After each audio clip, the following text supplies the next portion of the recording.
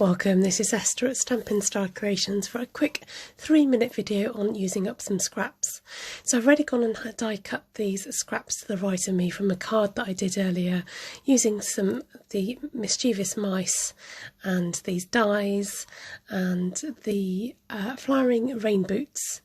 And I've gone ahead and stamped another image of the watering can, and I'm just going over it with the light old olive, then using the what's this called? The colour lifter pen, just to go back over some of the lighter areas to highlight and make them lighter than the rest. Using the matching die cut, I'm going to go ahead and die cut this shape out. As you can see, it doesn't leave me with a white border, so I'm going to cut away that border as I don't want it to show. And the border is quite thick, so I'm cutting it down, and then just to hide those white edges, go along with your blender pen and just hide any of those white outlines that you don't want to show when you've finished your card. So that's all done, and now I'm just going to position my pieces on from the dies, and I'm going to slightly off-centre the top and the bottom one, and then the middle one's going to be staying in the middle.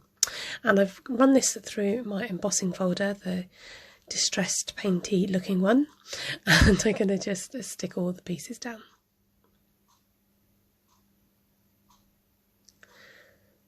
So once they're stuck down, I'm going to just position my watering can where I want it to go, and I wanted it tilted so it looks sort of fairly realistic where the water's going to flow. Now I'm masking around the area where I want to not have the blender pen go. So masking off anywhere that I don't want the splats to go. Then coming in with balmy blue, and it's nice and juicy, so I've got some nice thick droplets coming at my pen. Then using the light balmy blue and just a little bit of a light night of navy and the Stampin' blends.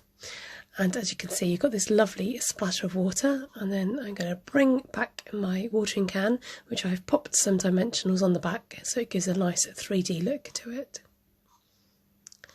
And there's our complete card using the scraps that came from those rectangle dies. And I love the fact that it looks as if the water is sprinkling out the watering can, and it's a really effective way of doing it. In hindsight, I thought I could have probably added some Castella, and here's just showing you another option with the colour, using Calypso Coral with that one, just wanting the same colours to be incorporated into my cards.